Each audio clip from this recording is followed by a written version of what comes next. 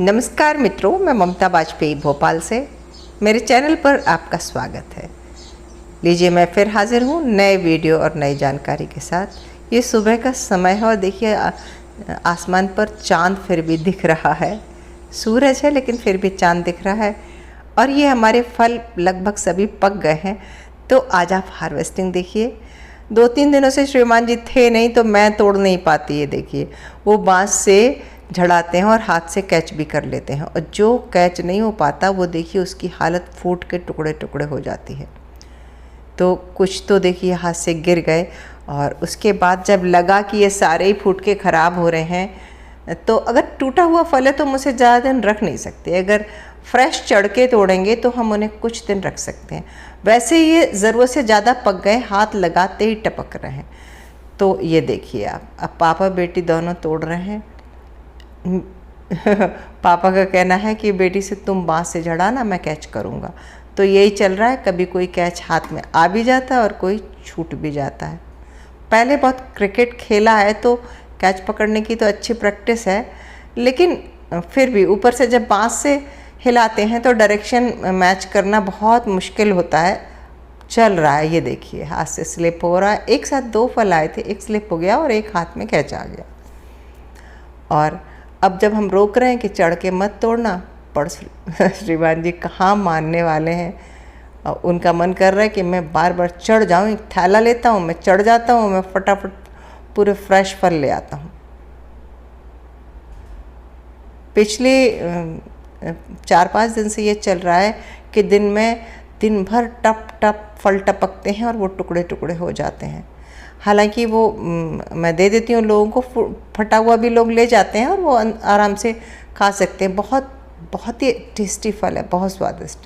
और ये हमारी जिंजर बैठी है इस उम्मीद में कि अभी इनको घुमाया नहीं है।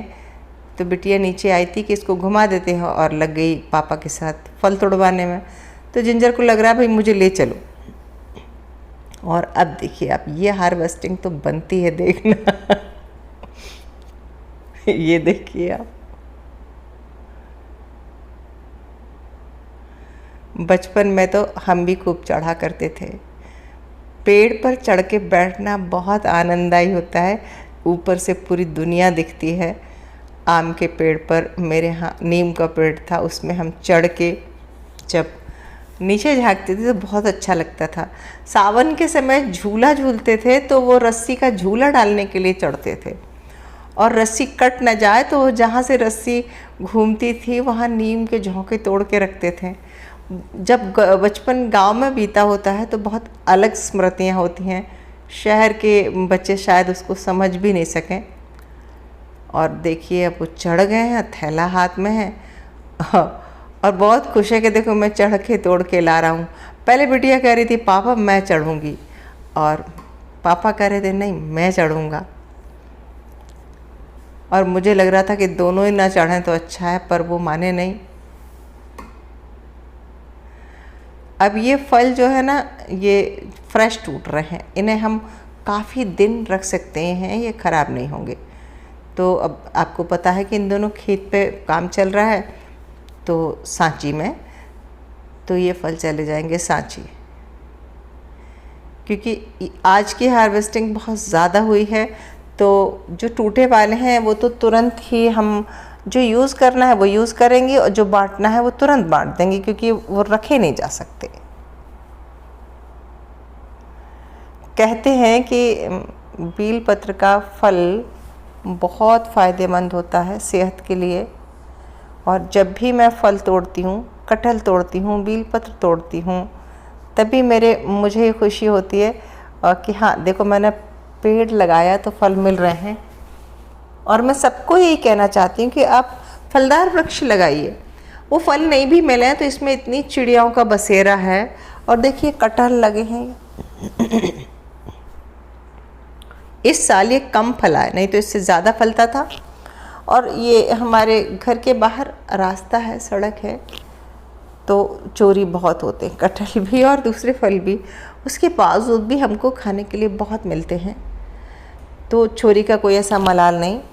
हालांकि मैं चौकीदारी करती हूँ, मैं डांटती भी रहती हूँ। बेलपत्र की तो बहुत कई बार झगड़ा भी होता है, क्योंकि वो लोग टहनियाँ तोड़ते हैं और बहुत बुरा अनुभव है मेरा बेलपत्र के साथ।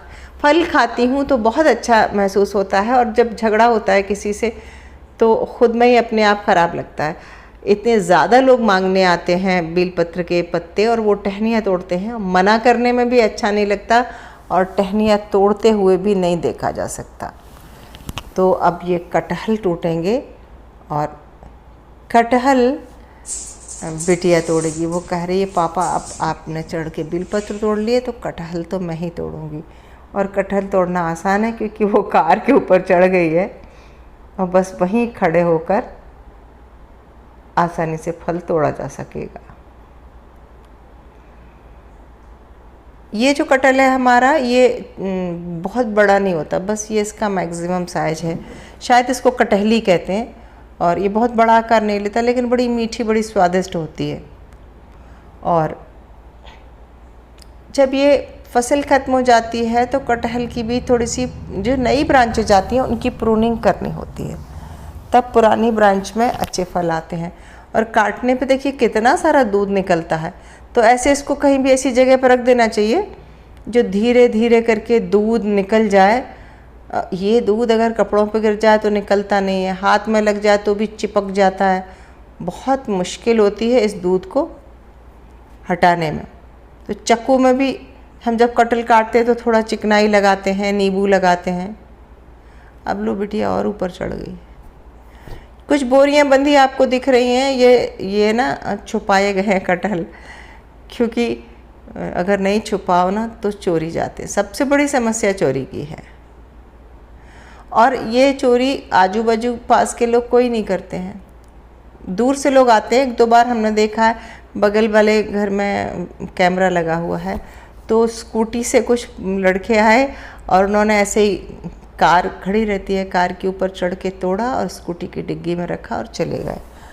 अब क्या करोगे आप, ज़्यादा कुछ नहीं कर सकते। इसमें खाने पीने वाली चीज़ है।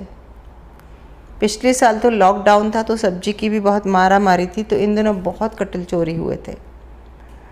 इस साल हमने बहुत पहले से ये बोरियां बांधी और इनमें छेद कर दिए हैं बोरियों में।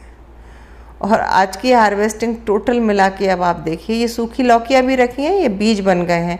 ये बेलपत्री के पेड़ पे चढ़ गई थी बेल, तो हमने सूखने दी थी। अब इनमें से बीज निकालूंगी। ये गोल वाली लौकी है। और ये देखिए कितने सारे बेलपत्र हैं और 2 कटहल हैं। है ना कमाल की हार्वेस्टिंग। जो फूटे हैं उनमें से कुछ सुखा लूँगी, कुछ बांट दूँगी, और जो फ्रेश हैं, जो सूखे नहीं हैं, वो सांची चले जाएंगे।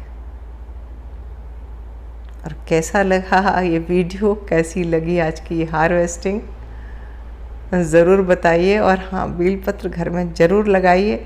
मैं इसको धार्मिक महत्व से नहीं बोल रही हूँ, मेरा अपना अनुभव है कि बड़े मीठे फल होते हैं इसके, बहुत पौष्टिक होता है। तो मिलते हैं अगले वीडियो में, तब तक के लिए नमस्कार।